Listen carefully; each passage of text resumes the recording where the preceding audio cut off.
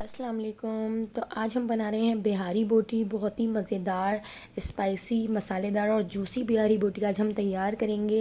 तो आप मेरी रेसिपी को ज़रूर ट्राई कीजिएगा। बाहर की बिहारी बोटी आप भूल जाएंगे। रेसिपी की तरफ जाने से पहले मेरे चैनल को कर दीजिए सब्सक्राइब, और मेरी वीडियो पसंद आए तो लाइक ज़रूर कीजिएगा, मुझे कमेंट करके बताइएगा। तो देखिए, बिहारी बोटी बनाने के लिए हमने यहाँ पर बोटियाँ ले ली हैं और बोटियों को क्यूब्स में कट कर लिया है और इस पर सिरका लगा के इसको अच्छे तरीके से धो लिया था। तो देखिए, बोटियों का जो कलर है वो चेंज हो चुका है। अब हम इसमें ऐड कर देते हैं 5 टेबल स्पून कच्चा पपीता। तो कच्चे पपीते को हमने पीस लिया था और कच्चा पपीता हम 5 टेबल स्पून इसमें ऐड करेंगे। 3 टेबल स्पून भर के हम इसमें ऐड करेंगे लहसुन अदरक का पेस्ट। कच्चा पपीता और लहसुन अदरक का पेस्ट ऐड करने के बाद इसको बहुत अच्छे तरीके से मिक्स कर देंगे ताकि सारी बोटियों पे लहसुन अदरक का पेस्ट और कच्चा पपीता अच्छे तरीके से लग जाए। 1 टेबल स्पून भुना कुटा ज़ीरा। तो देखिए, ज़ीरे को हमने तवे पे भून के कूट लिया था। 1 टेबल स्पून भर के हम इसमें ऐड करेंगे पिसा हुआ धनिया। 3 टेबल स्पून भर के हमने इसमें बिहारी बोटी मसाला ऐड कर दिया था। 1 टेबल स्पून नमक और 1 टीस्पून हल्दी हम इसमें ऐड कर देंगे। 1 टेबल स्पून भर के कुटी हुई लाल मिर्च और 1 टेबल स्पून ही हम इसमें गरम मसाला ऐड कर देते हैं। और इसके साथ 1 टीस्पून काली मिर्च, 1 टेबल स्पून सफ़ेद मिर्च और 1 टीस्पून लाल पिसी मिर्च हम इसमें ऐड कर देते हैं। 1 टेबल स्पून हम इसमें ऐड कर देंगे पेपरिका पाउडर। पेपरिका पाउडर से बहुत अच्छा सा कलर आएगा हमारी बोटियों के ऊपर।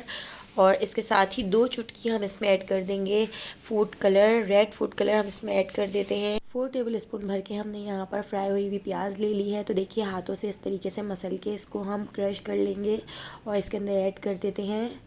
तो देखिए, प्याज ऐड करने के बाद अब हम इसमें 6 टेबल स्पून ऐड करेंगे सरसों का तेल। तो सरसों का तेल बिल्कुल भी स्किप नहीं करना है, इससे बहुत ही मज़ेदार और बहुत अच्छा फ्लेवर आता है बोटियों पर।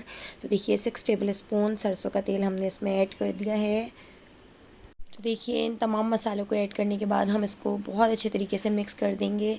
तो हम इसको इतना मिक्स कर देना है कि सारी बोटियों के ऊपर ये सारा मसाला बहुत अच्छे तरीके से लग जाए। तो देखिए, मसाला मिक्स करने के बाद अब हमने इसमें आधा किलो दही ऐड कर दी है।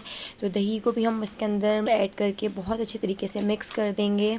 तो देखिए, 2 अदद बड़े साइज़ के लीमू हम इसमें निचोड़ देंगे। तो लीमू से भी बड़ा अच्छा और ज़बरदस्त चटपटा सा टेस्ट आएगा।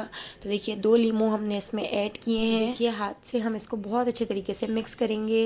इतना मिक्स कर लेंगे कि सारा मसाला बोटियों के ऊपर अच्छे तरीके से लग जाए। देखिए, बोटियों के ऊपर मसाला मैरिनेट करने के बाद अब हम इसको 6 से 7 घंटे के लिए फ्रिज में रख देते हैं।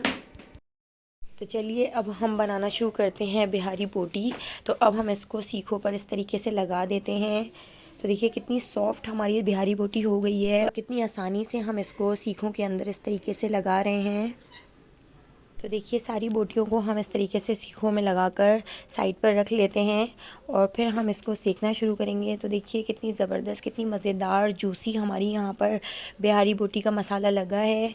तो चलिए, अब हम इसको सेकना शुरू करते हैं। तो देखिए, अंगीठी के अंदर कोयले डालकर गरम कर लिए थे और उसके ऊपर हमने टिक्का बोटी की ये सीखें रख दी हैं। थोड़ा थोड़ा ऑयल लगाते जाएंगे और इसको सेकते जाएंगे।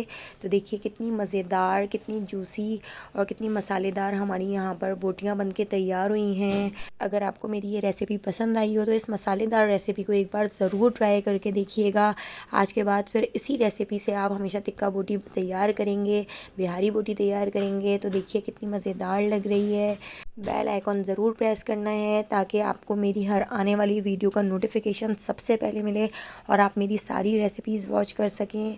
तो आने वाली वीडियो तक मुझे दीजिए इजाज़त। अल्लाह हाफ़िज़।